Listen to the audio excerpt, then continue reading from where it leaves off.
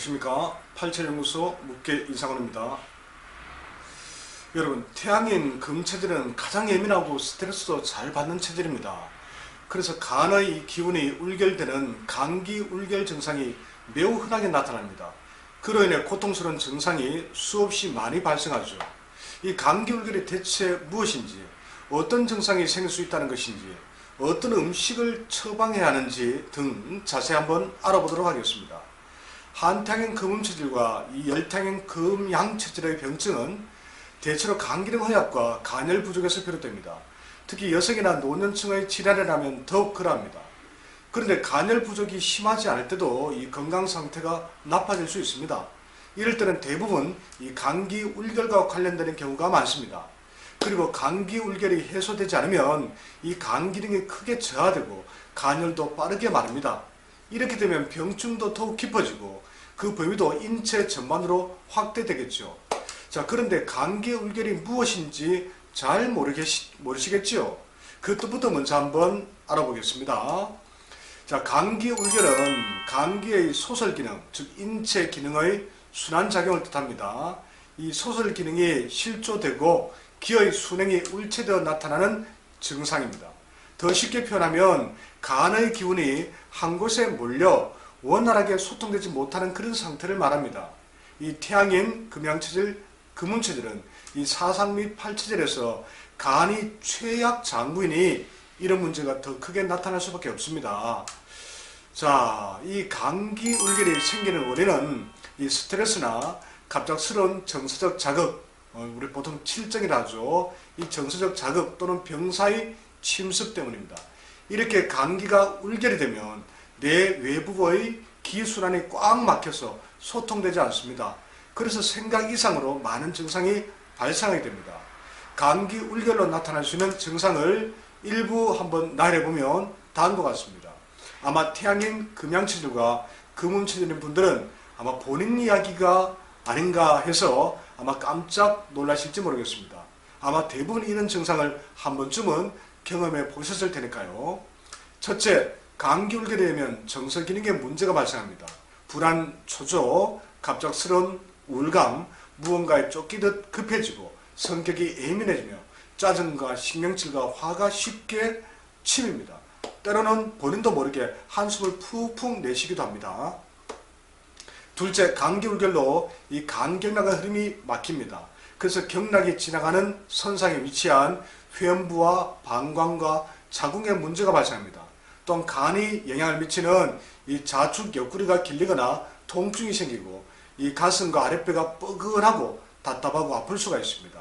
셋째, 감기 울결이 되면 이 감기가 상승하면서 이 매액기라고 불리는 목의 이물감이 느껴지기도 합니다. 넷째, 감기 울결은 축맥과 인맥에도 영향을 미칩니다.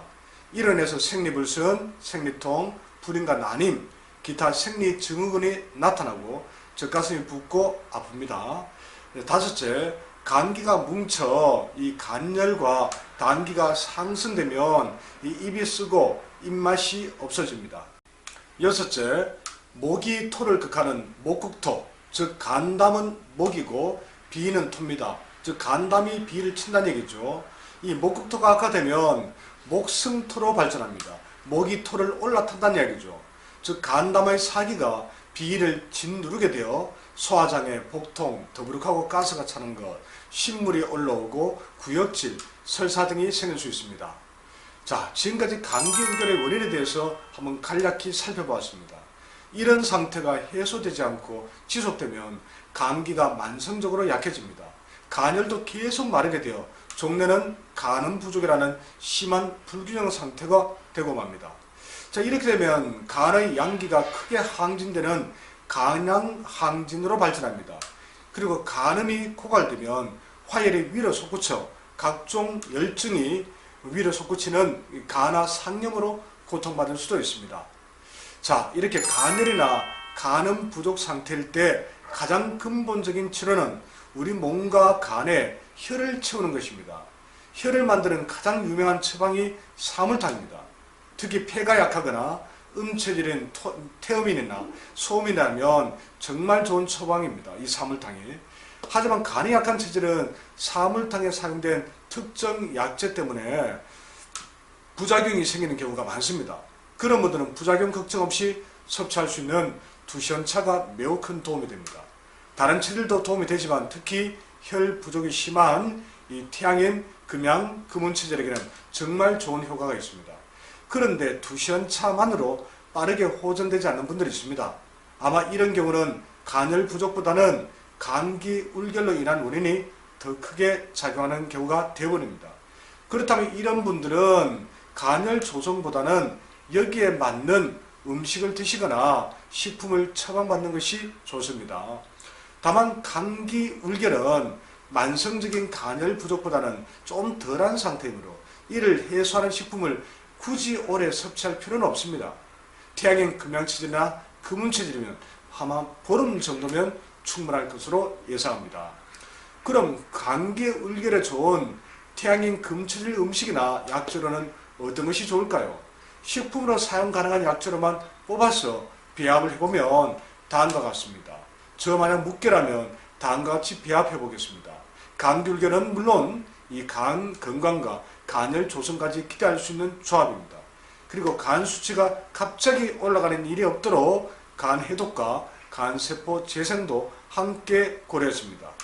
그런 약재로는 백작약, 청피, 진피, 숙지향, 백출, 토목향, 백봉령, 두충, 인진수, 벌나무, 하고초, 감초 등을 조합하는 것입니다. 이 중에서 토목향은 그동안 식품으로 사용할 수 없었지만 식품안전나라에서 검색해 보니까 현재 식약 공용식품으로 분류되어 있더군요. 하여튼 이런 종류의 식품을 함께 배합해서 드셔보신다면 감기 울결 및 간 건강과 간혈 조성에 큰 도움이 되리라 생각합니다. 더 상세한 내용이 궁금하시면 이 871나라 네이버 카페에서 문의해 보시기 바랍니다. 아니면 871몰에서 기청엔을 검색해 보시기 바랍니다. 자, 오늘 방송이 도움이 되셨다면 구독과 좋아요도 꼭 부탁드리겠습니다. 감사합니다.